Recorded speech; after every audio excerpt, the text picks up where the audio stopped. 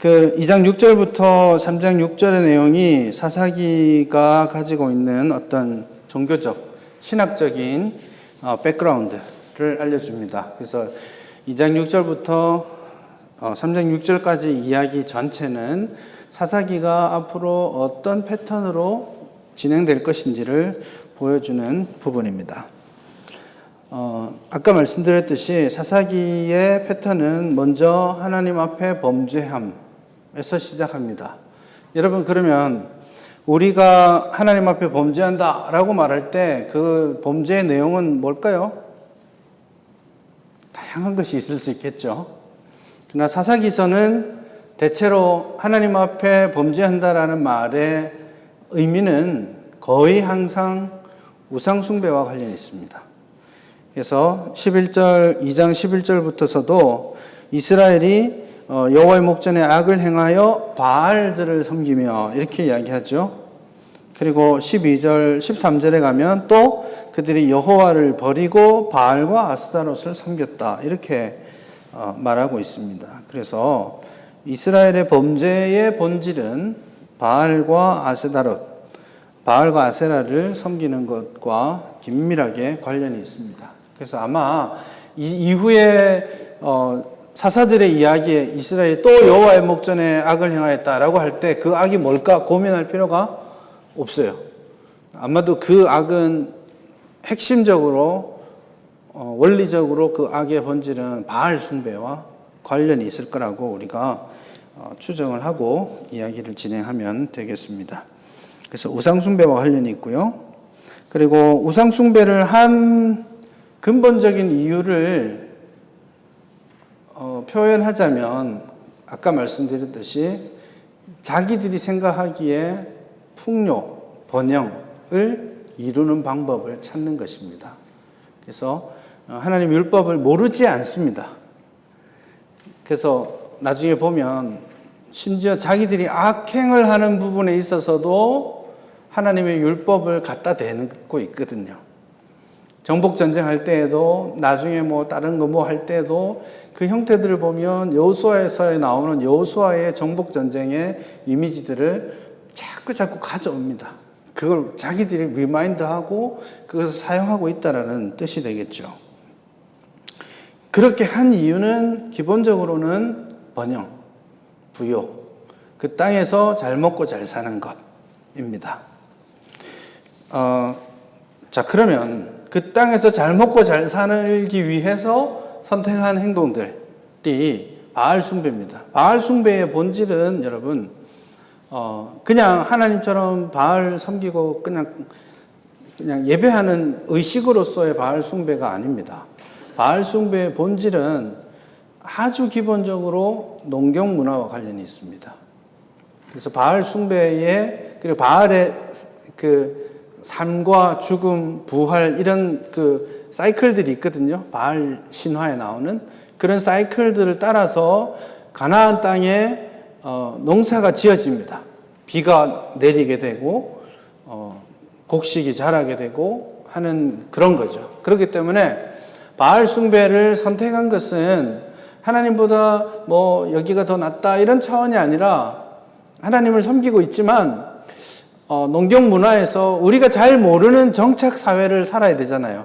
계속 그 양 들고 다니면서 살다가 이제 정착 문화 속에서 다른 환경 가운데 살아야 되는데 그 환경을 배우려고 가나안 땅 사람들을 딱 보니까 이 사람들이 하고 있는 것들이 그냥 하나의 문화가 되어 있는 거죠. 그래서 농사를 짓는데 이제 바알을 섬기고 제사를 지내는 구조가 있는 거예요. 그러니까 자연스럽게 농사를 잘 하려면 그것까지 같이 묶어와야 되는구나. 우리 하나님은 산에서 만난 신인데, 그렇죠? 그래서 하나님을 산의 신이라고 말하는 거 많이 있잖아요. 왜냐하면 시내산에서 하나님이 임하셨고 율법을 주셨잖아요. 그러니까 하나님은 산에서는 강력한 신이신데 들판에서는 아마 바알 신이 더 셀지도 몰라 이런 생각들을 가지게 되는 것이죠.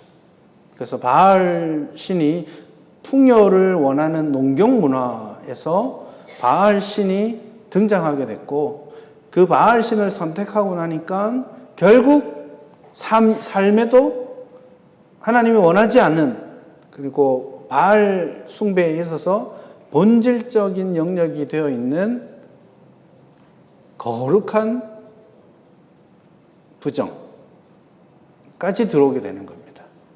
그래서 아주 난잡한 남녀 간의 관계들이 신의 이름으로, 거룩이라는 이름으로 행해지는 거예요. 하나님이 금하셨던 모든 일들이. 그래서 가나안 바알 숭배가 농경 문화에서 들어왔고, 그리고 이 농경 문화에서 들어온 바알 숭배가 하나님으로부터 결정적으로 떠나게 하는 음란 문화가 이스라엘 안에 자리 잡게 만들게 되는 것이죠.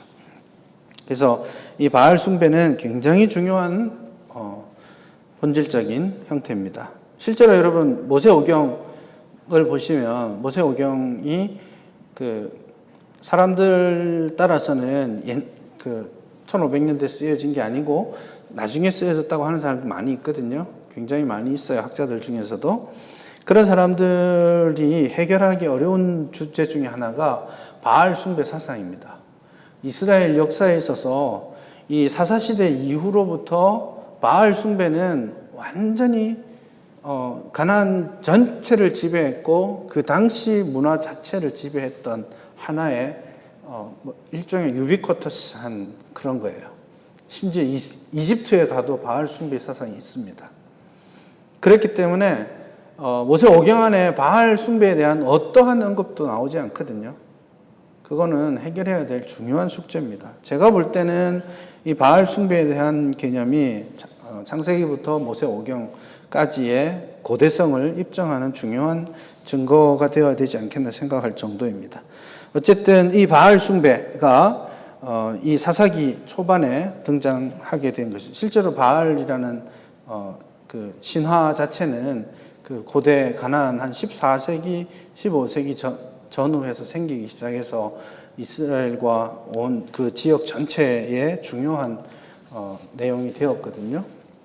그래서 지금 이 사사기 정착 시기와 바알 숭배 사상이 막 발흥하고 부흥하던 시점이 서로 맞아 들어간 것입니다. 그래서 그 이스라엘이 바알 숭배에 신속하게 빠져들어간 것이죠. 풍요를 위해서 타협을 선택했고 그 타협의 결과는 하나님이 아닌 바알을 숭배하는 것으로 이어졌고 그 결과는 풍요가 그들이 원했던 풍요가 아니라 심판이 된 것이죠. 그것이 이스라엘의 범죄 사이클 다음에 나오는 심판 주제의 핵심입니다. 결국 그들이 풍요를 원했지만 그들이 실제로 얻은 것은 15절에 가면 그들의 괴로움이 심하여졌다. 이렇게 결론을 내리죠. 근데 그 본문에 보면 이미 예고되어 있던 거예요. 15절에 두 번이나 반복해서 곧 여호와께서 말씀하신 것과 같고 여호와께서 그들에게 맹세하신 것과 같이 이렇게 표현하고 있죠. 그래서 한 본문 안에 똑같은 내용의 말씀을 두 번이나 반복하면서 이것은 너희들이 풍요를 원했지만 여기에서 곤고와 고난이 심해지는 이 삶은 그냥 얼떨결에 오는 것이 아니라 하나님이 이미 예견해 놓으셨던 하나님 말씀대로 주어진 것이다라는 것을 강조하고 있는 것이죠.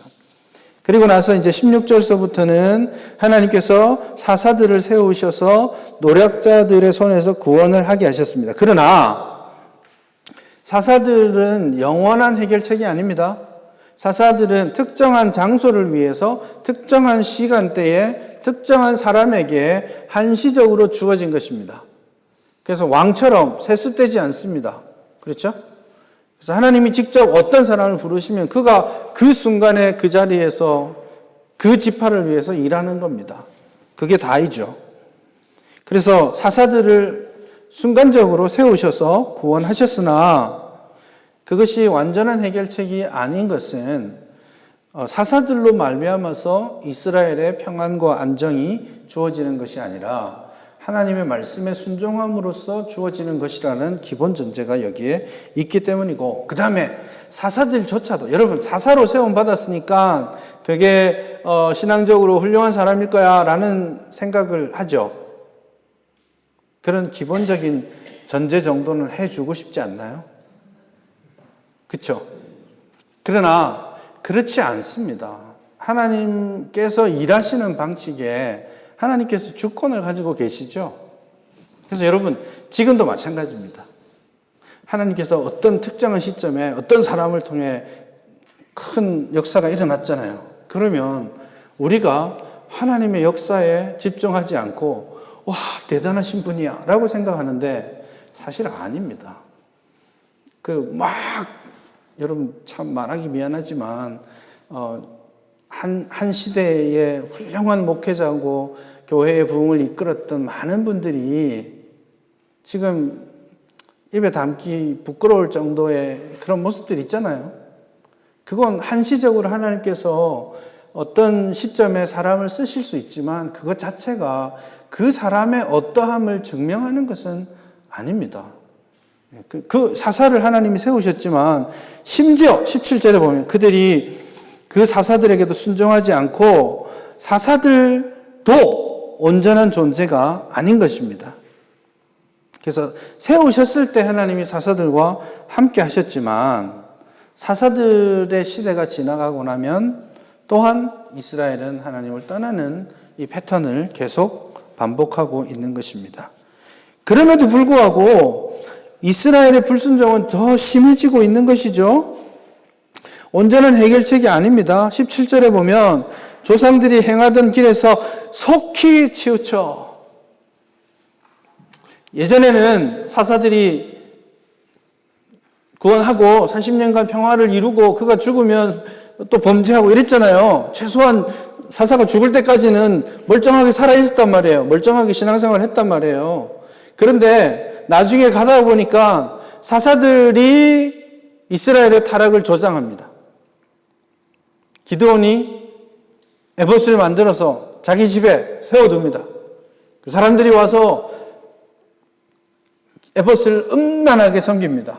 가나안 신 바알을 섬기듯이 똑같이 하나님 예배한다고 하면서 바알 숭배하는 패턴으로 와서 숭배합니다. 사사들이 기본적으로 사사들도 그렇고 이스라엘도 그렇고 죽고 나서 그 다음에 타락하는 이 패턴에서 신속히 타락하는 것으로 넘어가고 있어요. 그래서 기드온 때는 기드온이 죽기 전에 이미 이스라엘의 타락은 시작되고 입다 때는 하나님이 부르시지도 않았는데 자기가 막 튀어나와가지고 막 협상하고 있고 난리칩니다. 그리고는 마치 하나님의 이름을 위해 딸을 바치고, 그리고 되게 재미있는 것은 입다는 6년 동안 사사로 있었잖아요. That's it. 이스라엘에게 더 이상 입다는 평화가 아닙니다. 평화가 주어지지 않습니다. 사사가 있어도 나중에는 신속하게 하나님으로부터 치우치는 모습들이 나오게 되죠. 삼손 때는 더 심합니다, 여러분. 입다는 구원했죠. 그래도 구원하고 6년 있었지 않습니까? 6년 동안 자기를 위한 삶밖에는 산 게 없긴 하지만 구원이라도 했잖아요. 삼손은 구원했나요? 구원도 못했습니다. 삼손이 몇 년 동안 사사로 있었죠? 20년. 20년 동안 사사로 있었는데 그 20년이 어떤 과정이었습니까? 블레셋과 싸우는 과정이었죠. 그러니까 사사로 20년을 있었지만 더 이상 사사는 블레셋을 쫓아내지도 못하고 이스라엘에게 구원도 주지 못하는 그런 존재가 된 것이죠. 그래서 이미 2장 16절, 17절 이하에서 하나님께서 사사를 들어서 사용하셨지만 이스라엘은 신속하게 하나님으로부터 떠나는 그런 모습을 보여주고 있습니다. 그럼에도 불구하고 이 이스라엘이 하나님의 백성으로서 여전히 희망이 있는 이유는 걸출한 사사의 등장, 아주 훌륭한 신앙적 모델이 될 수 있는 영웅의 등장, 이런 것이 아니라 그럼에도 불구하고 언약을 지켜가시는 하나님 자신의 신실하심에 있다는 것, 그럼에도 불구하고 자기 백성을 포기하지 아니하시는 참되신 왕, 그 하나님께서 이스라엘을 다스리기 때문이라고 말씀하는 것이죠. 자, 그렇게 이제 이 패턴을 기본적으로 이야기를 하고 지금은 다시 이제 온니엘과 에훗과 드보라 이야기로 좀 넘어가 보겠습니다. 여러분, 온니엘 이야기는 3장 7절서부터 나오는데 되게 작게 나와 있죠. 온니엘 이야기는 이후에 나오는 사사들의 이야기를 거의 담고 있지 않습니다. 그러니까 구체적인 이야기를 거의 담고 있지 않는 반면에 온니엘 이야기 전체는 사사들의 패턴을 완전히 담고 있습니다.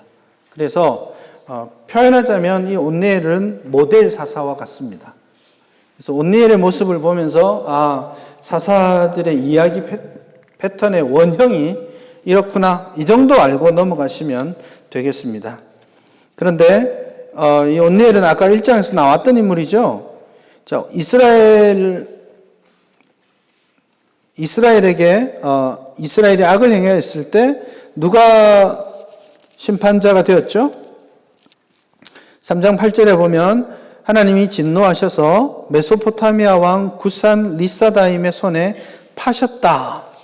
그래서 이스라엘이 구산 리사다임을 8년 동안 섬겼다. 그렇게 말하고 있습니다. 자, 구산 리사다임 어디 사람이라고요?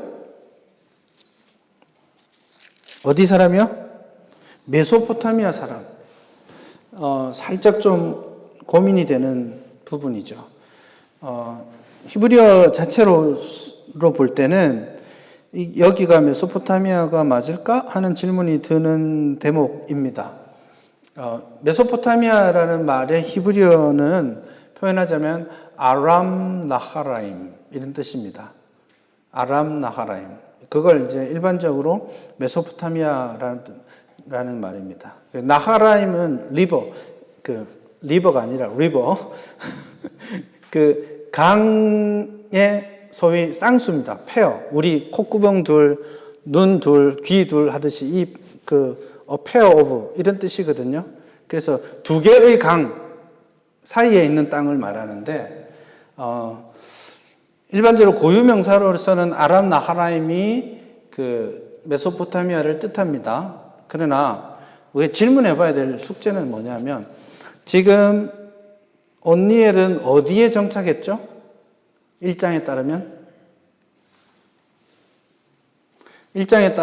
드빌을 정복하고 유다의 남방 브엘세바로 가는 길 쪽에 정착을 했습니다. 근데 아람 나하라임, 다시 말해서 메소포타미아는 어디에서 오는 존재인가요?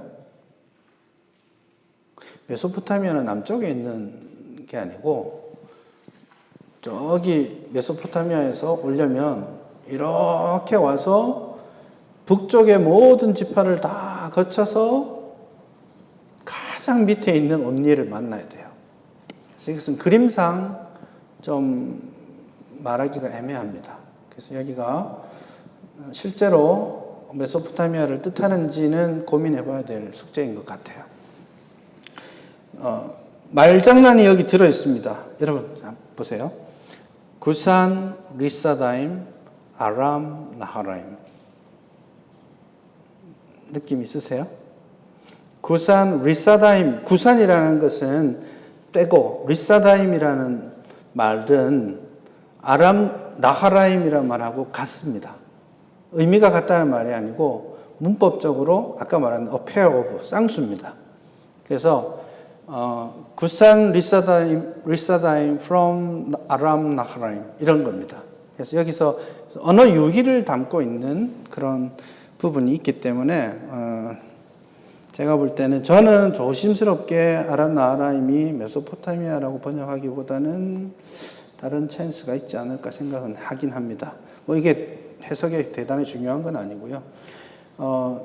온니엘부터 정복 사사들 이야기 자체가 사우스에서 노스로 올라가거든요. 노스로 쭉 올라가는 패턴을 유지하기 때문에 지금 이 전쟁은 사우스에서 있었다라고 보는 것이 합리적일 것 같아요. 그러면 구산은 어딜까요? 그게 질문이겠죠. 구산이라는 말은 하박국 3장이나 이런 데 보면 하박국은 시죠.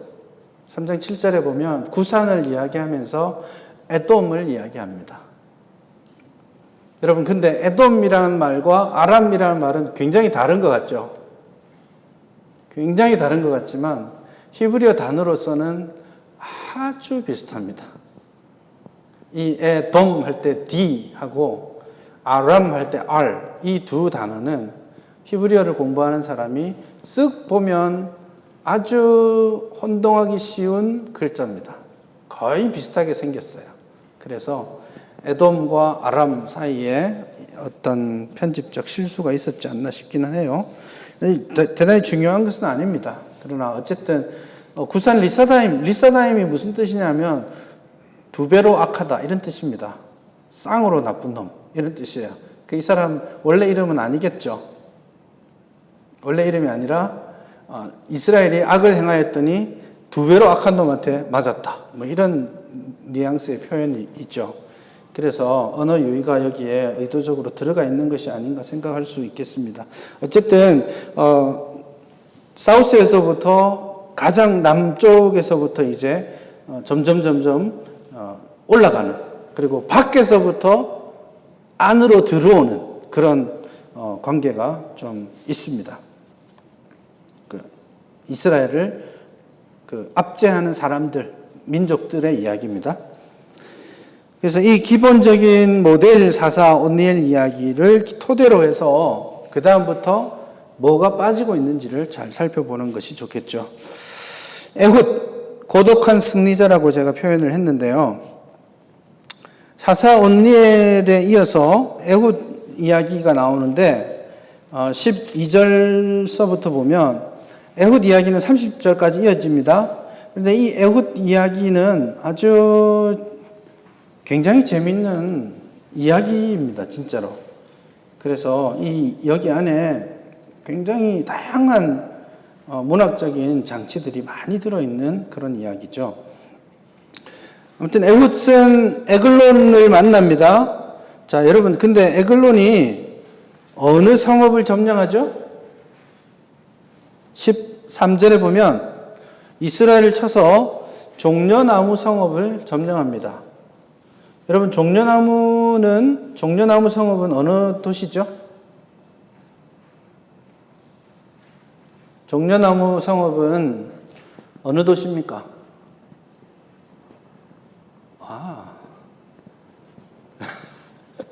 신명기 34장에 보면 종려나무 성읍이 여리고라고 말합니다.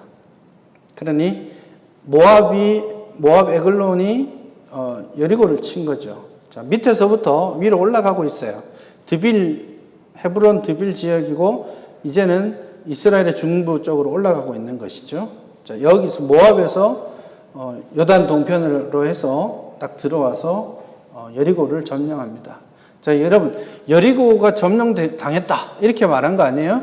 그랬을 때 여러분들이 이 여호수아와 사사기를 읽어가면서 여리고? 라는 느낌이 오면 좋겠습니다. 그렇죠? 여리고는 상징하는 바가 크지 않습니까? 처음 정복전쟁을 했고, 그리고 이 여리고에 대해서 이스라엘을 향해서 예언한 바가 있죠. 다시 이 성을 건축하지 말아라. 왜 건축하지 말라고 했습니까? 하나님께서 가나안을 지키시고 승리케 하신다라는 신앙 고백으로서 성을 건축하지 말도록 했습니다. 그래서 아합이 이 성을 건축하던 600년 이후까지 그 누구도 여기에, 물론 집을 짓고 살긴 살았지만 성을 건축해서 군사 요충지로 만들지 않았었습니다. 그래서 여리고는 하나님이 이스라엘을 지키신다라는 상징적인 포인트예요. 그런데 이 에글론이 와서 여리고를 점령하게 되죠. 그래서 굉장히 충격받아야 되는 부분입니다. 그렇게 했을 때 에훗이 등장을 합니다. 에훗은 어떤 사람인지 소개를 하죠. 하나님께서 부르짖는 이스라엘에게 이제 에훗을 소개해 주시는데 15절에 보면 그는 베냐민 사람 게라의 아들 왼손잡이 에훗이다. 그렇게 먼저 소개를 합니다. 그리고 그가 하는 일은 뭐예요? 원래는 에글론에게 공물을 바치는 존재고 앞으로 할 일은 뭐예요? 암살자가 되는 일입니다. 에훗을 소개할 때 그는 베냐민 사람 게라의 아들 왼손잡이다. 그렇게 말하고 있습니다. 요즘은 왼손잡이 하면 뭐 문제가 없죠? 왼손잡이가 원래 선천적으로 더 많나요? 뭐 그런 보고서도 있는 것 같고 한데, 제가 볼 때는 왼손잡이가 오른손잡이보다 왼손잡이가 홈런 타자도 많고 골프 잘 치는 사람도 많은 것 같고 재능 있는 사람들도 많은 것 같아요. 어쨌든 왼손잡이냐 오른손잡이냐 이것은 더 이상 이슈가 아닙니다. 그러나 지금 여기에서 왼손잡이라는 말은 이슈가 될 수 있습니다. 표현하면 베냐민 자손 왼손잡이 에훗, 이 표현이거든요. 여러분, 베냐민 자손은 히브리 말로 무슨 뜻이에요? 베냐민 나타가 죽었을 때 그 엄마가 라헬이 이름을 지어주니까 그 이름을 바꾸어서 베냐민이라고 지어주죠. 그래서 벤이란 아들이라는 뜻이고 야민, 이것은 오른손이라는 뜻이에요. 그래서 베냐민 지파라는 말은 오른손 지파라는 뜻이에요. 오른손 아들의 지파인데 왼손잡이가 나와 있는 거죠. 그래서 이 왼손잡이를 어떻게 이해하느냐, 뭐 이런 거 이제 논의가 많이 되는 부분이 있습니다. 일반적으로 이렇게 말들 합니다. 오른손잡이 지파에서 왼손잡이, 그러니까 이거를 해석을 할 때 왼손잡이라는 말이 우리는 번역을 왼손잡이라고 했지만 그 히브리 말은 이렇게 나와 있습니다. 오른손 베냐민이죠. 오른손 지파의 게라의 아들, 오른손에 부족함이 있는 사람, 이런 뜻입니다.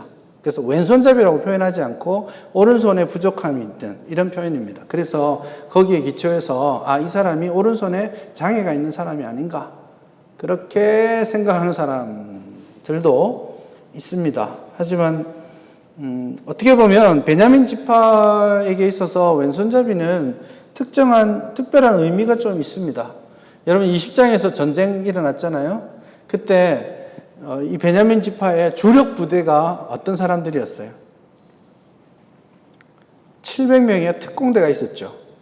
마치 계백의 그 5천 그 결사대처럼 700명의 특공대가 40만 명 앞에 떡하니 버텨가지고 했잖아요.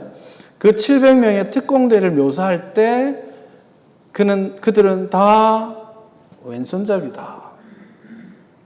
그리고 막 던지면, 물매도 던지면 막 백발백중하는 용사들이다. 이런 이야기가 들어있죠.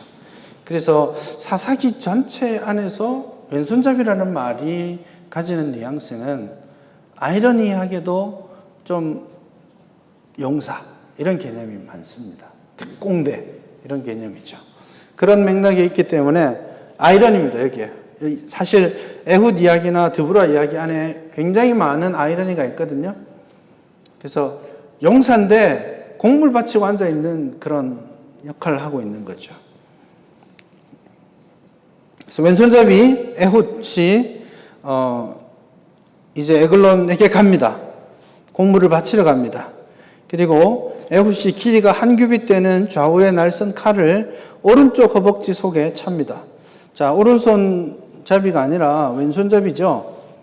그래서 칼을 여기에 찼습니다. 오른쪽 밑에 이렇게 차고, 한 규빗이라는 말은 좀 번역상에 문제가 있고, 여러분 규빗은 몇 센치죠?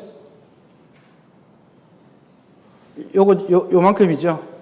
한 44.5, 45cm입니다. 그러면 칼을 45cm짜리 꽂고 다니기 힘들죠.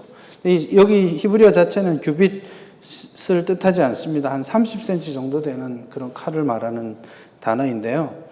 아무튼 여기에 숨기고 가서 곡물을 바칩니다. 자, 곡물을 바칠 때 에글론 왕에 대해서 묘사하기를 에글론은 매우 비둔한 자였더라, 그렇게 표현을 하고 있습니다. 여러분, 비둔한 사람이라는 말의 뉘앙스는 뭘까요?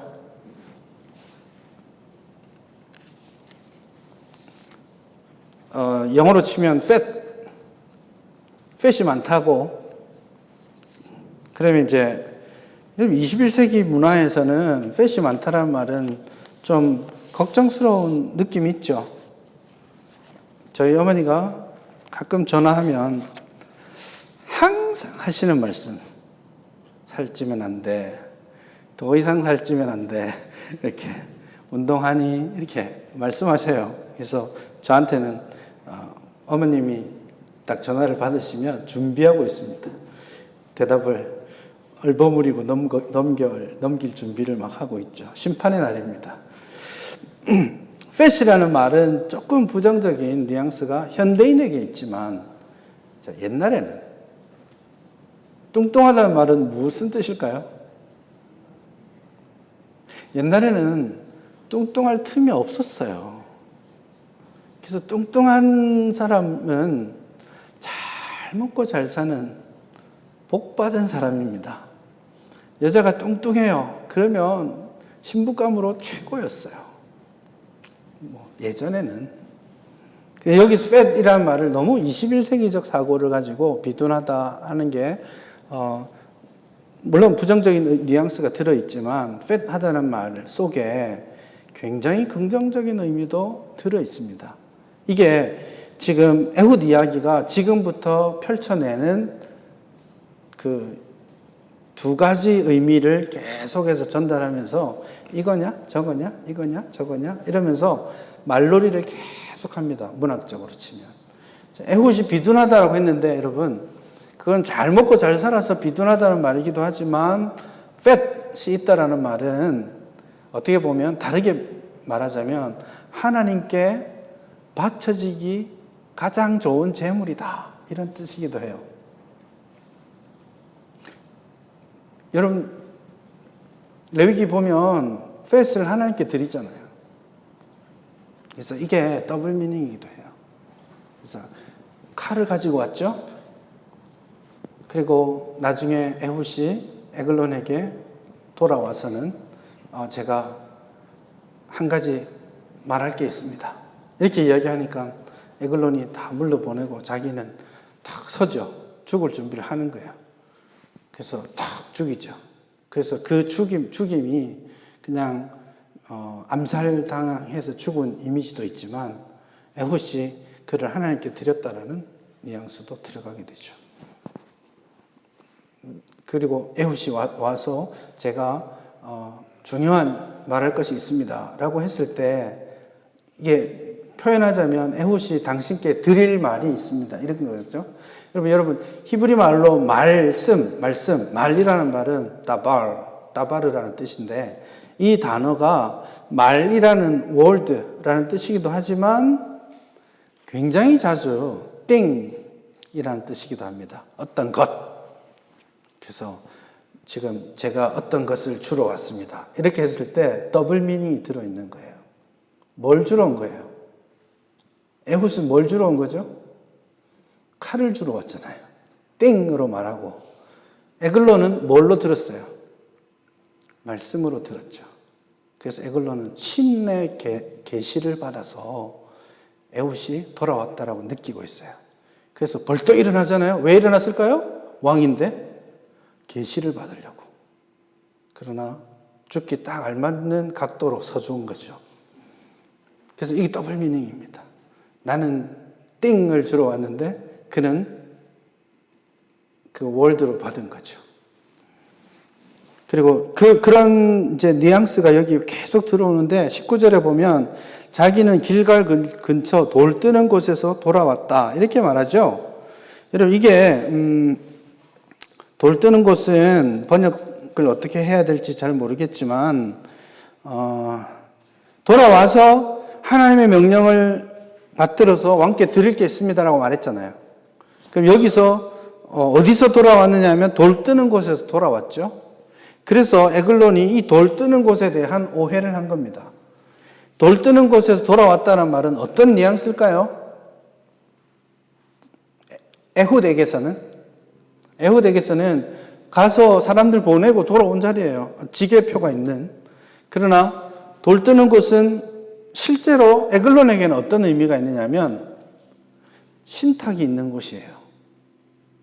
그래서 돌 뜨는 곳이 단순한 돌 뜨는 곳이 아니고 여러분 영어 성경만 봐도 이 돌 뜨는 곳을 어떻게 번역하고 하냐면 19절에 보면 ESV입니다. But he himself turned back at the idols near 길갈 이렇게 돼 있죠.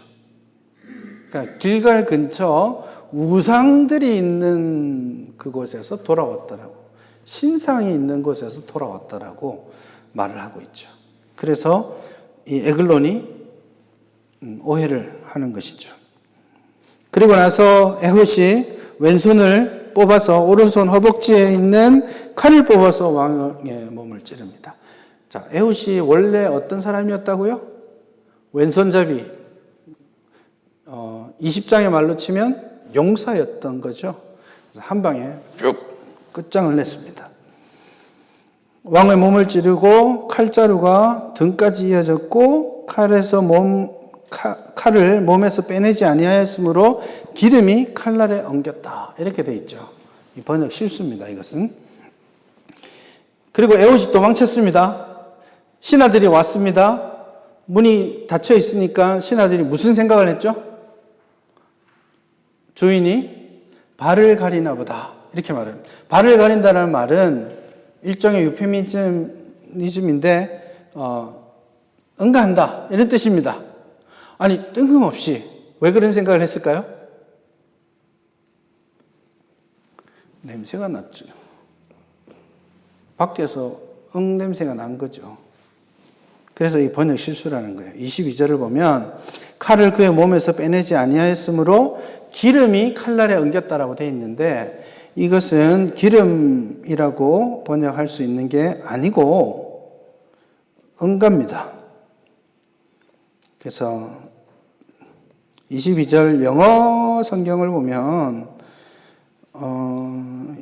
out of his belly and the dung came out 이렇게 번역되어 있잖아요. 그래서 이것은 기름이 엉켜서 나온 게 아니고 창자를 쑥 관통하면서 오물이 이렇게 흘러나온 것이고 그거를 이제 다르게 이 더블 미닝입니다. 밖에 있는 신하들이 에훗이 도망갈 수 있는 타이밍을 의도치 않게 주었는데 그것은 오해, 아이러니죠. 지속적으로 이 두 가지 우리는 이게 응가라는 걸 아는데 여기 있는 신하들은 이것을 왕이 지금 볼일 보고 계시는구나 라고 생각하는 장치가 된 것이죠. 그래서 그런 다양한 의미들이 지금 더블 미닝이죠. 그런 의미들이 지속적으로 여기에 등장합니다. 사실은 에훗이 가지고 들어간 칼 자체가 양날의 칼이거든요. 더블 엣지. 그래서 여기 사실 12절부터 30절은 그런 더블의 의미들이 아주 많이 등장하는 그런 거죠. 그렇게 해서 에훗이 모압 사람 약 10,000명을 처단을 하고 그들은 다 용사죠. 29절에 여러분 용사라고 번역했는데 용사란 말인데 히브리어도 팻입니다. 팻. 처음에 에글론을 비둔했다 이렇게 번역했죠. 근데 여기서는 용사라고 번역했습니다. 팻이라는 단어를. 그래서 이 똑같은 단어를 다르게 이해하고 있는 방식이죠. 결국 그렇게 해서 에훗은 이스라엘을 구원하고 80여 년 동안 평안을 가져옵니다. 참 재밌게도 에훗은 사사라고 표현되어 있지 않습니다.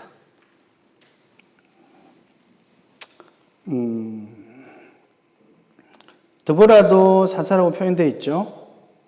그리고 31절에 보면 에훗 후에는 아낫의 아들 삼갈이 있어서 소모는 막대기로 블레셋 사람을 죽이고 이스라엘을 구원했죠.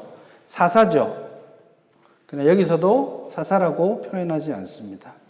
그래서 뭔가 something 여기에 뭔가 있는 것 같아요.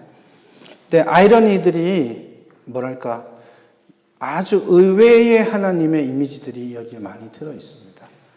왼손잡이를 쓰시는 하나님의 이미지도 여기 들어있고 삼갈이라는 사람도 알고 보면 굉장히 의외의 인물입니다. 에훗 후에는 아낫의 아들 삼갈. 여러분 삼갈이라는 이름도 이상한 이름이긴 하지만 아낫의 아들이에요. 아낫은 누구죠? 아낫은 가나안의 대표적인 여신 중에 하나입니다. 아낫이라는 전쟁의 여신이 있습니다. 그러니 여기에서 삼갈이 아낫의 아들이다 이렇게 말을 했다는 것은, 이것은 그가 만약에 이스라엘 사람이었다면 가지기 어려운 수식어를 가지고 있는 겁니다. 그래서 어떤 사람은 그가 이스라엘 사람이 아닐 거다라고 생각하는 것도 있습니다. 그리고 그가 소모는 막대기로 블레셋 사람 600명을 죽였죠. 소모는 막대기로 어떤 막대기였을까요? 아마 뭐 창 같은 그런 거였다고 볼 수 있을 수 있습니다. 막대기 가지고 600명 때리면 막대기가 부러지지 않겠습니까? 그래서 사람들마다 이제 생각하기를 막대기가 있으면 그 끝에 어떤 뭔가 달려있지 않았을까 뭐 이렇게 추측하는 사람도 있습니다. 그러나 지금 여기에서 말하는 것은, 와, 하나님이 아낫의 아들이라고 불리우는 이 사람을 이스라엘을 구원하는 도구로 쓰셨다고? 라고 생각하는 거죠. 블레셋이 언급된 것도 특이한 일입니다. 그래서 블레셋이 언급되어 있기 때문에 어떤 사본에서는 이 삼갈 이야기는 삼손 이야기 다음에 나와야 된다고 생각해요. 그래서 옮겨놓은 사람들도 있습니다. 블레셋 때문에. 제가 볼 때는 서로 연결 포인트를 서로 가지는 건데요. 지금 에훗도 그렇고 어떻게 보면 에훗의 도덕성이나 이런 거에 대해서 의문을 제기하는 사람들이 많이 있습니다. 그래서 암살이라는 거짓, 하나님의 이름으로 거짓을 말하면서 암살을 행하고 하는 것들에 대해서 문제 제기를 하는 사람도 있거든요. 그래서 왼손잡이 에훗, 그리고 아낫이라는 가나안 신을 섬기는 삼갈로 추정되는 이 사람이 이스라엘을 구원하는 것. 그리고 드보라도 마찬가지입니다. 드보라도 아주 의외의 모습들이 많이 등장을 하죠. 여러분, 드보라가 사사로 부름받았죠? 여러분, 원래 이야기의 흐름으로 볼 때 누가 사사의 역할을 하는 게 맞겠습니까? 당연히 군대의 장군이고 남자인 바락이 하는 것이 맞지 않을까요? 지금 말고 그 당시 문화로 볼 때 당연한 것으로 보이는데, 여기서 등장하는 바락은 대단히 찌질남이에요.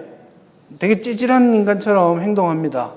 드보라 보고 당신이 같이 가주지 않으면 난 싸울 수 없어요 막 이러고, 좀 뭔가 모르는 그거예요. 전쟁하는 용사인데도 나중에 전쟁하러 가가지고 막 시스라는 일로 도망갔는데 자기 혼자 이쪽으로 막 잡으러 시스라 집에까지 쫓아갔다가 여기 없네 하고 이 산이 아닌가벼 하면서 돌아오는 거예요. 그런 모습이 계속 보이거든요.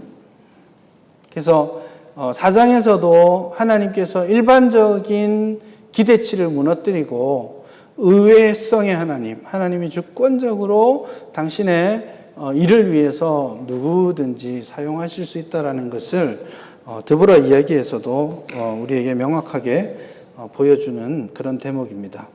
그런데 우리가 주목해야 될 것은 단순하게 아람 나하라임, 메소포타미아라고 치더라도요, 바깥에서 멀리서 오고 있죠. 그리고 모압이 여리고까지 왔잖아요. 근데 드보라의 경우는 압제하는 민족이 누굽니까? 2절에 보면 하솔에서 통치하는 가나안 왕 야빈의 손에 파셨죠.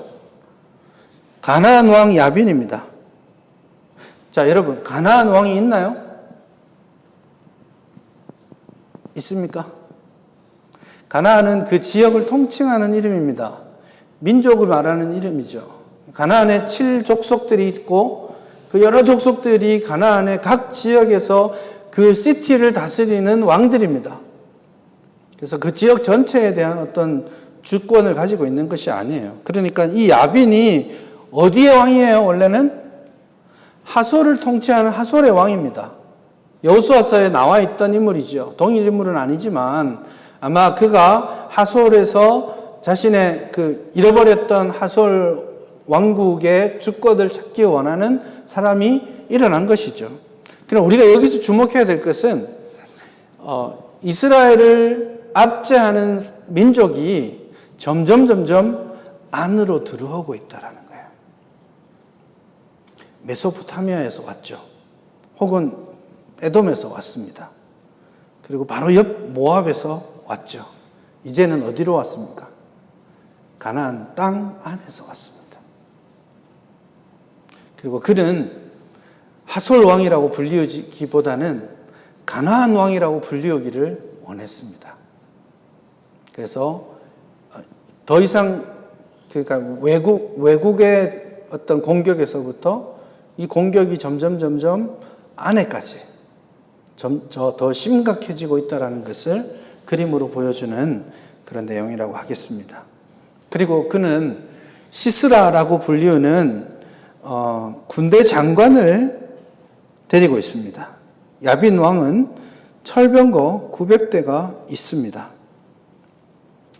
철병거 900대는 그 당시로 치면 거의 그냥 소총 가지고 게임하고 있는데 탱크 막 갖고 있다 이런 뜻입니다. 그러면 소총수들이 이기기 참 어려운 그런 이야기겠죠. 그런데 여러분 우리가 한번 고민해 봐야 될 것은 시스라는 누굴까요? 시스라는요, 이스라엘 이름이 아닙니다. 가나안 땅에 나오는 이름하고도 어울리지 않는 이름이죠. 그래서 학자들은 아마도 야빈이 많은 돈을 들여서 군대의 장관을 소위 용병을 싸움 잘하는 용병을 데리고 오지 않았나 이렇게 생각합니다. 사실 가나안이랑 또 이제 그쪽이 이제 소위 셈족 계열의 사람들이거든요. 근데 시스라 자체는 셈족 계열의 이름이 아닙니다. 그래서 아마도 그 군사력을 극대화하기 위해서 철병거를 모으기도 했고, 그리고 싸움 잘하는 용병을 데려와서 이스라엘을 철저하게 짓밟으려고 했다. 그렇게 볼 수 있겠습니다. 근데 야빈이 지금 하솔에서 일어났잖아요.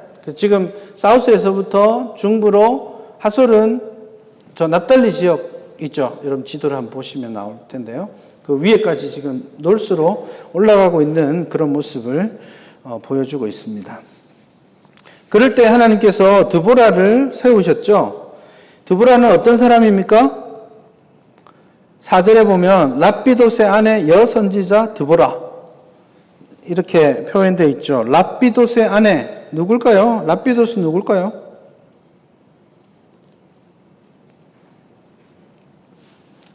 모르는 사람이죠. 근데 여러분 랍비돗 하면 느껴지는 게 뭐냐면 여자 이름입니다. 여자 이름. 돛 있죠. 그게 오트인데 여성 꼴입니다. 그 명사 중에 오트가 붙어 있으면 여자 명사입니다. 그래서 랍비돗의 아내인데 여성 명사가 들어있네. 그러면 랍비돗이 남편 이름이 아닌가? 이런 생각을 하기도 합니다. 예를 들면 아낫의 아들 삼갈 이랬잖아요. 그러면 아낫의 아들인가요? 아낫의 실제 아들이 아니라 아낫을 섬기는 사람이겠죠. 그러면 랍비돗을 만약에 여자 이름으로 친다면 랍비돗의 아내라는 말은 의도가 있는 번역인데요. 아내라는 말과 여자라는 말은 히브리어에서 똑같은 말입니다. 그래서 랍비돗의 여자 이렇게 번역해도 무방할 수 있습니다. 그럼 랍비돗은 무슨 뜻이냐면 불꽃 이런 뜻입니다. 불꽃의 여자. 아주 그래서 이 말 때문에 드보라가 완전 성정이 불같은 여자, 완전 여장부 그런 거라고 추정하는 사람도 있습니다. 그러나 저는 랍비돗의 아내라는 말 때문에 여자라고 보는 것에 동의하고 싶지는 않아요. 제 주변에 여자 이름 가진 남자들 많아요. 남자 이름 가진 여자도 많고 이름만 가지고 섣불리 단정하는 것은 좋은 자세가 아니다라는 생각합니다. 어쨌든 불꽃 여인과 같은 드보라가 아마도 알려지지 않은 어떤 한 남자, 주목받지 않았던 한 남자의 그냥 평범한 한 여자가 하나님 앞에 부름을 받아서 사사로서의 역할들을 합니다. 그리고 사람들은 종려나무 아래에서 이스라엘 나와서 재판을 받고 있죠. 그때 하나님께서 드보라에게 신탁을 주십니다. 그리고는 이 바락을 불러서 이 바락에게 하나님께서 말씀하지 아니하였느냐 그렇게 이야기하면서 가서 한판 맞짱 떠라 그렇게 이야기를 해줍니다. 아주 평범한 이 여자가 갑자기 철병거 900승의 절대 무적의 그 군대 장관을 이 바락에게 넘겨주었다라고 약속의 말씀을 주시는 거죠. 근데 이 바락이 아까도 말씀드렸듯이 당신이 나와 함께 가지 아니하면 저는 갈 수 없습니다. 그렇게 이야기를 하죠.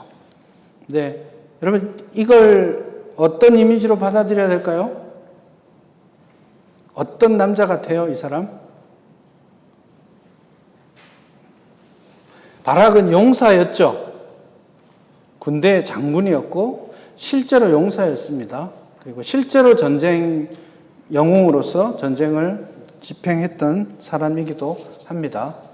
그러나 이 본문을 어떻게 이해하느냐에 따라서 그가 왜 약속을 받았음에도 불구하고 주저하였는가에 대해서 이유를 한번 추정해 볼 여지가 있습니다.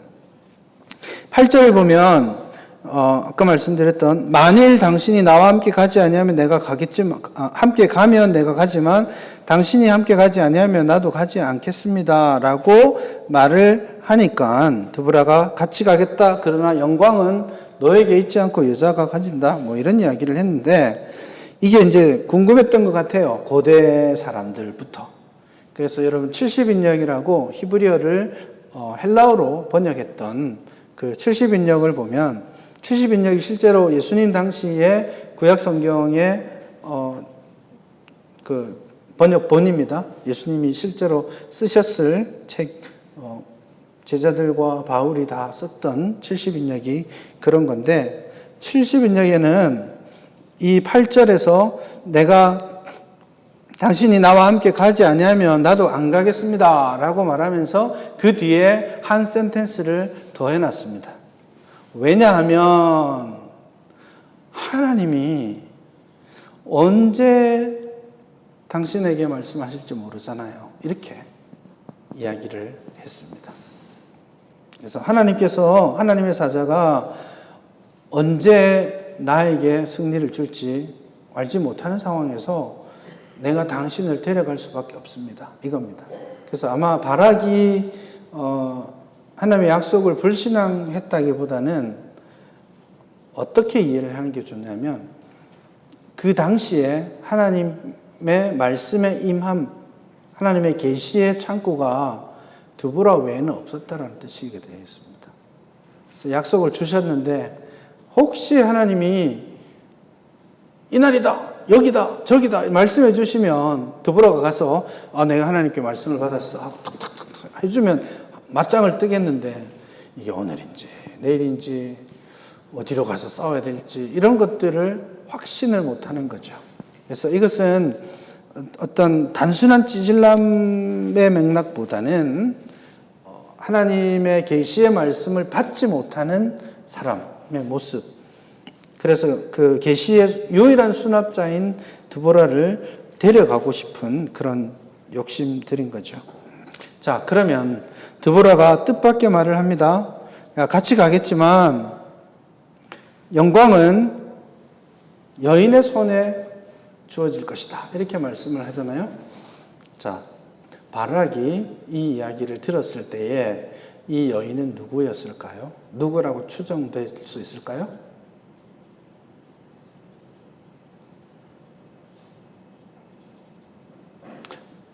이제 성경 퀴즈로 가봅시다. 자, 이 여인은 누군가요?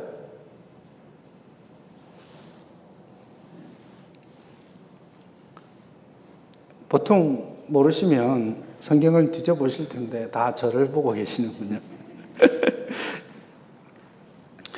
야엘 있죠? 사장 마지막에 가면 야엘이 이 관자놀이에 말뚝을 박아서 시스라를 죽이는 이야기가 나오잖아요. 그래서 야엘입니다. 그런데 바락이 생각하기에는 이 여인이 누굴까요? 이 여인은 야엘이 아니라 드보라겠죠. 이런 것도 일종의 아이러니입니다. 우리가 사장 말미의 이야기를 알고 있기 때문에, 싸움의 결과도 알고 무슨 일이 일어날지 알기 때문에 우리는 이 이야기가 긴장감 없이 가고 있죠. 그러나 바락의 입장에서, 우리 내러티브는 다 그 순간순간을 따라가는 게 좋죠. 바락의 입장에서는 싸움에 이길지, 언제 이길지, 누가 이길지 이거 잘 모르는 상황이잖아요. 그래서 여인의 손에 파신다라고 했을 때 바락은 당연히 드보라라고 생각을 했을 여지가 많이 있습니다. 11절에 보면 아주 묘한 정보를 하나씩 던져주고 있는데, 모세의 장인 호밥의 자손 중 겐 사람 헤벨이 자기 족속을 떠나 게데스에 가까운 사아나님 상수리 나무 곁에 이르러 장막을 쳤다. 갑자기 전쟁하고 있는데 이 이야기를 왜 할까요? 이게 이제 미래를 위한 포석입니다. 그래서 이런 이야기들은 이야기의 흐름에 영향을 주는 것은 아니지만 이 이야기를 읽어야 그 다음 이야기가 해석이 되도록 되는 것이죠. 자, 그게 왜 그러냐면, 자, 시스라와 바락이 다볼산 그쪽에서 기손강에서 싸움을 합니다. 사실 이 철병거는요, 어디에서 효과가 있냐면 들판에서 효과가 있습니다. 산에서 철병거가 무슨 소용이 있어요? 소용이 없죠. 그래서 지금 바락은 다볼산 꼭대기에 올라가 있습니다. 그리고 시스라는 산에 올라가지 못하니까 밑에 기손강이 바짝 말라있는 그곳에 진을 치고 있습니다. 그런데 하나님께서 아주 이때 묘한, 이제 5장에 나오는 이야기입니다. 묘한 일을 일으키시죠. 하늘로부터 우박과 비가 쏟아져 내리죠. 그리고 그 당시, 그곳 지리는요, 강이 우리처럼 항상 막 몇십 미터씩 되는 그런 물이 철철철철 흘러가는 게 아니고, 와디라고 그러죠. 강이 있다가 우기가 끝나면 말라있는 곳이죠. 근데 그 말라있는 곳들이 비가 갑자기 쏟아지면 그 옆에 마른 곳들, 사막지대잖아요.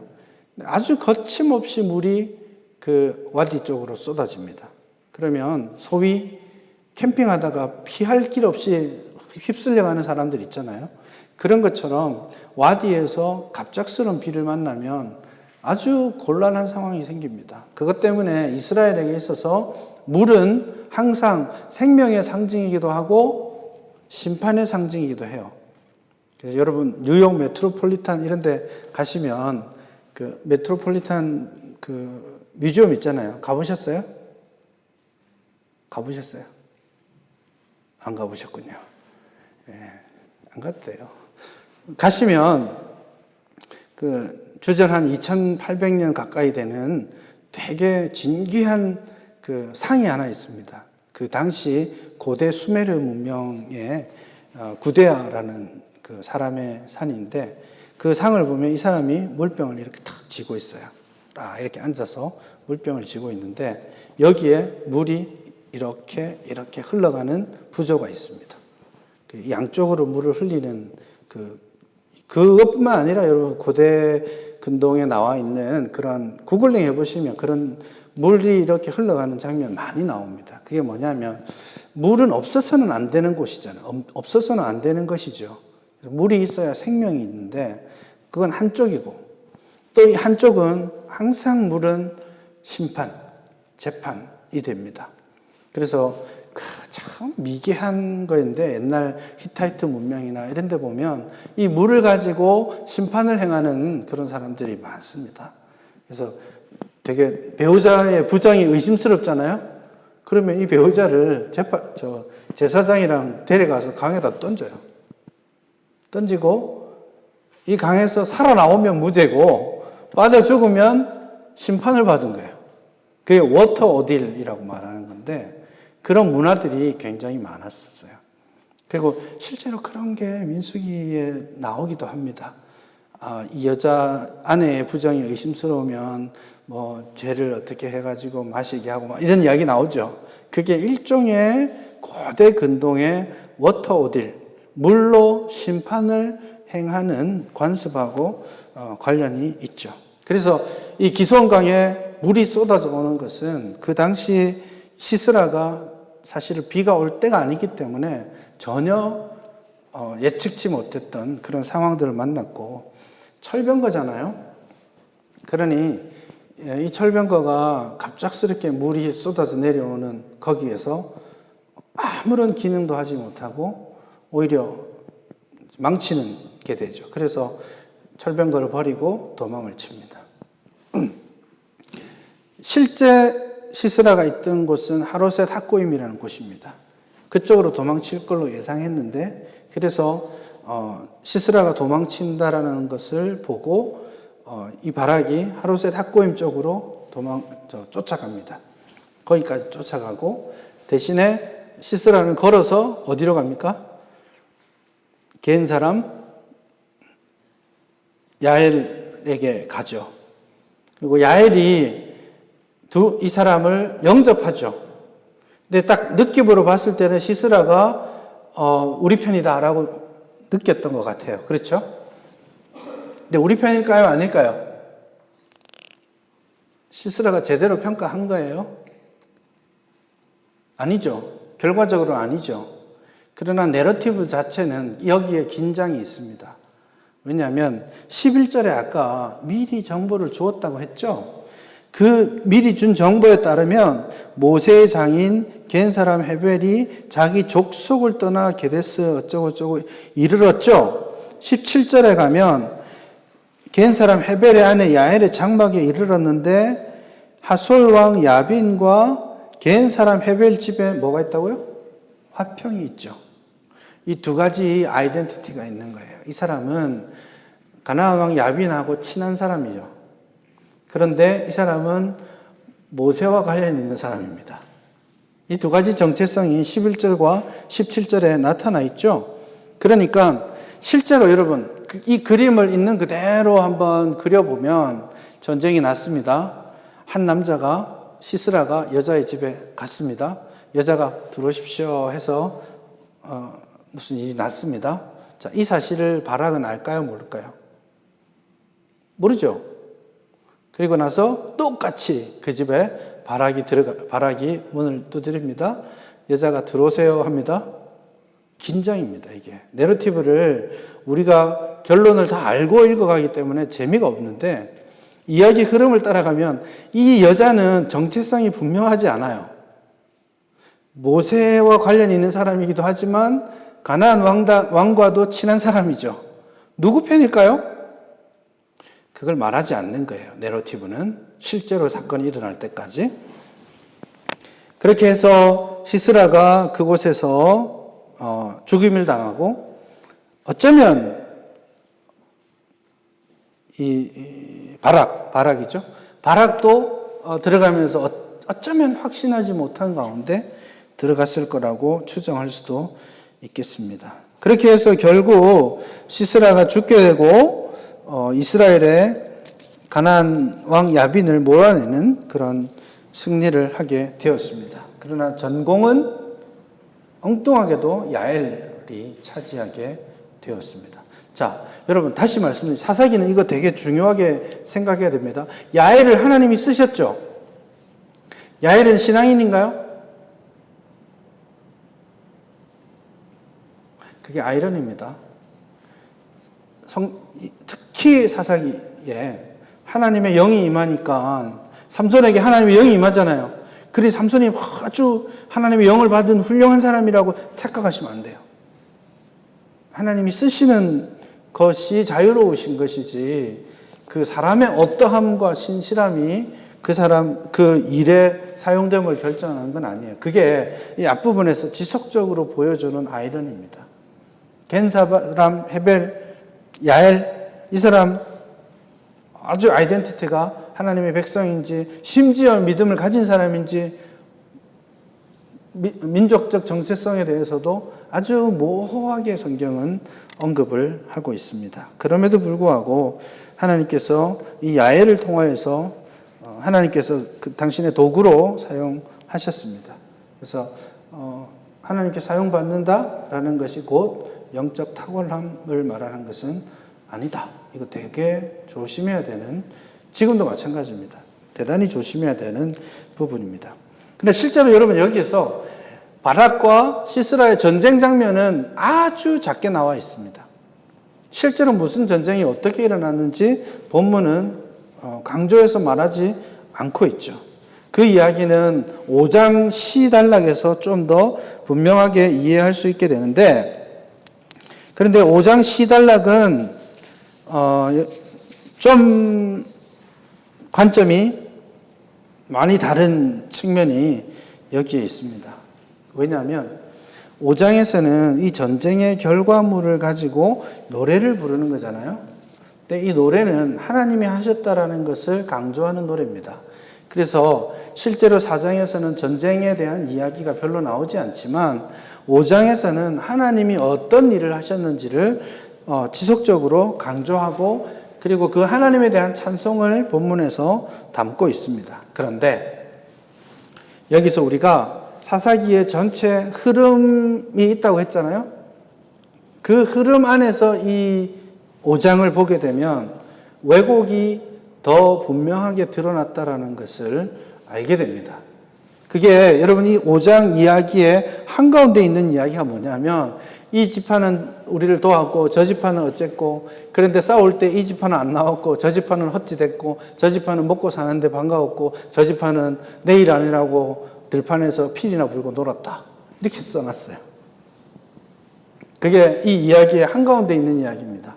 그럼에도 불구하고 그 앞에서 여호와를 찬양하리라. 하나님이 우리에게 은혜를 베푸셨고 구원을 주셨다. 그 이후에도 하나님의 구원에 대한 이야기를 하고. 그러나 어쨌든 이 노래 자체는 제일 강조하고 싶은 게 뭐냐면 지파 공동체가 무너지기 시작했다라는 뜻입니다. 납달리 지역에서 전투가 일어났잖아요. 근데 납달리 지역과 떨어져 있는 지파들이 과연 자기 형제들의 고달픈 사연을 보고 도와줄 마음이 있었느냐, 이겁니다. 이 지파 중에 아예 언급도 안 되는 지파들이 있습니다. 유다 지파. 뭐 싸웠으니까 그럴 수 있겠다 싶지만 어쨌든 유다 지파 자체는 아예 말도 안 나옵니다. 그리고 요단 동편에 있는 르우벤 지파나 이런 지파들은 큰 결심이 있었다.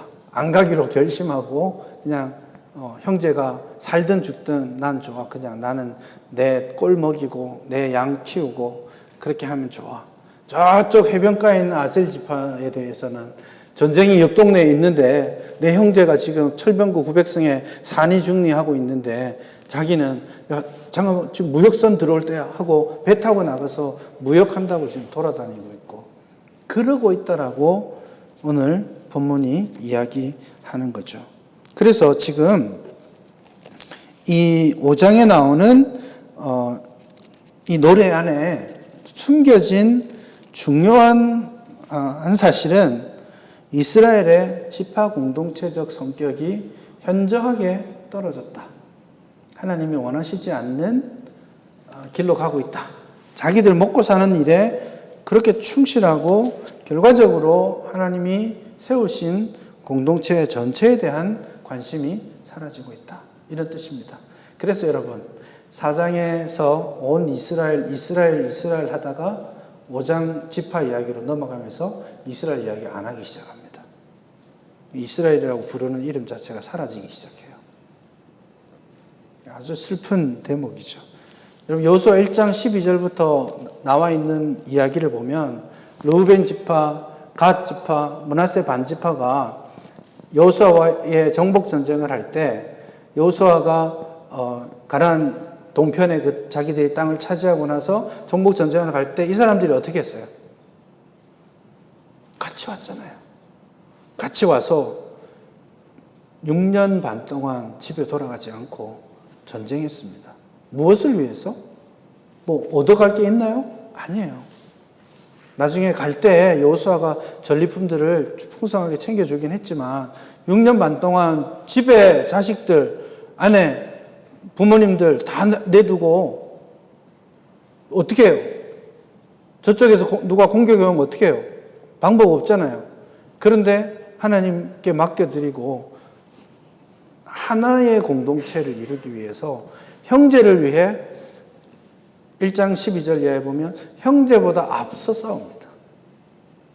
그런 정복전쟁의 모델이 있는데 지금 5장에 보면 어느 지파는 좀 도왔지만 또 어떤 지파는 자기 먹고 사는 일하고 무역하러 다니고 피리 분다고 다 관심 끄고 옆에 형제가 사는지 죽는지 신경 끄고 살았다. 이렇게 이야기를 하고 있는 것이죠. 그래서 여기에서 드보라 이야기가 하나님이 굉장한 아이러니를 우리에게 보여주신다라는 뜻도 되겠지만 또 한편으로는 이스라엘의 지파 공동체가 현저하게 무너져가고 있다. 그런 아쉬운 메시지들을 전합니다. 심지어 메로스 같은 것들을 향해서는 저주의 말들을 합니다. 23절에 보면 여호와의 사자의 말씀 메로스를 저주하라. 너희가 거듭거듭 그 주민들을 저주할 것이다. 이렇게 하면서 그들이 와서 여호와를 돕지 아니하고 여호와를 도와 용사를 치지 아니함이라. 이 메로스는 추정컨대 이스라엘 지파에 속하는 곳이에요. 그 말의 의미는 전쟁이 났을 때 드보라가 군사들을 모으고 할 때 옆에서 도와준 지파도 있었지만 신경 끈 지파도 있었다라고 말했잖아요. 근데 심지어는 저거 해봐야 안 되겠다 싶어서 가나안에 붙은 지파의 사람들도 있다라는 뜻이에요. 그러니까 하나님께서 여기에 대해서 굉장히 신경 써서 그들을 저주하는 그런 말씀들을 하시죠. 그래서 많이 무너졌다. 그러나 하나님께서 현저하게 역사하심으로 이 전쟁이 승리로 채워졌다 하는 것을 강조합니다. 마지막으로 한 가지만 더 말씀드리자면 본문에 나와 있는 여자의 이미지가 있습니다. 사실 4장, 5장은 여자로 시작해서 여자로 끝나는 이야기예요. 그래서 아이러니라고 했죠. 아주 심플한 메시지는 뭐냐면 남자들 다 어디 갔어? 이 메시지도 들어있습니다. 상식적으로 해야 될 인간들이 다 어디 가서 무슨 짓 하고 지금 여자들이 여기서 다 이 어려운 싸움을 하고 있냐라고 말하는 메시지도 여기에 들어있죠. 야엘이 시스라를 죽였는데 그 사실을 시스라의 어머니는 모르죠. 요즘처럼 막 전화가 있는 것도 아니고 그러니까 시스라 어머니는 아들의 죽음 소식을 듣지 못하고 창문 밖으로 다 내다보면서 아들이 언제 오려나 전제 오려나 무사히 와야 될 텐데 이런 걱정을 하잖아요.